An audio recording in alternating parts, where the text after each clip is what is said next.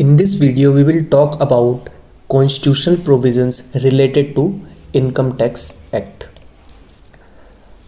Constitutional provisions का मतलब कि कॉन्स्टिट्यूशन ऐसी कौन कौन सी पावर जो डिस्ट्रीब्यूट करती है सेंट्रल गवर्नमेंट को और स्टेट गवर्नमेंट को, जिनसे वो टैक्स से रिलेटेड रूल्स लॉज इम्पोज कर सकते हैं पीपल पे। तो इसके लिए हमें दो आर्टिकल पढ़ने की ज़रूरत है। पहला है article 265 which states that no tax shall be levied और collected except by the authority of law.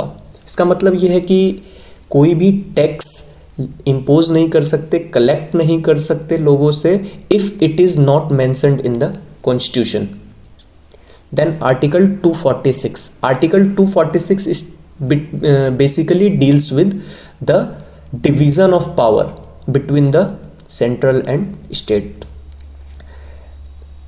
Article 246 basically इसका ये मतलब होता है कि कॉन्स्टिट्यूशन पावर का डिवीज़न करती है between state government and central government. मतलब कि स्टेट के पास कौन कौन सी पावर है जिससे कि वो लोगों पे रूल्स रेगुलेशंस इम्पोज कर सके, और सेंट्रल के पास कौन कौन सी पावर्स हैं, मींस पावर दी गई है कॉन्स्टिट्यूशन के द्वारा जिससे कि वो लोग रूल्स एंड रेगुलेशंस बना सकें। तो सबसे पहले बात करते हैं यूनियन लिस्ट की।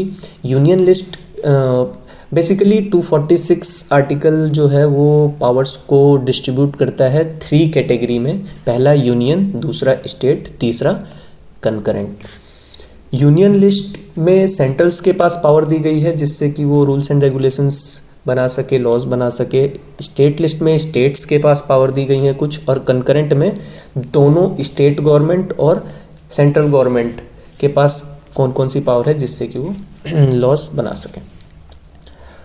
तो सेंट्रल गवर्नमेंट के एंट्री नंबर 82 में ये स्टेट किया गया है tax on income other than agricultural income.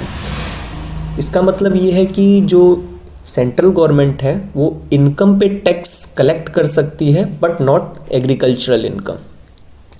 State government के पास एंट्री नंबर 46 में ये पावर दी गई है कि ये एग्रीकल्चरल इनकम पे भी टैक्स इम्पोज कर सकते हैं। तो बेसिकली आर्टिकल 246, आर्टिकल 265 इन दोनों को देखते हुए गवर्नमेंट ने एक एक्ट इंट्रोड्यूस किया जो था इनकम टैक्स एक्ट 1961, जिसमें कि इनकम टैक्स से रिलेटेड रूल्स एंड रेगुलेशंस लोगों के लिए दी गई हैं जो कि लोगों को फॉलो करनी है।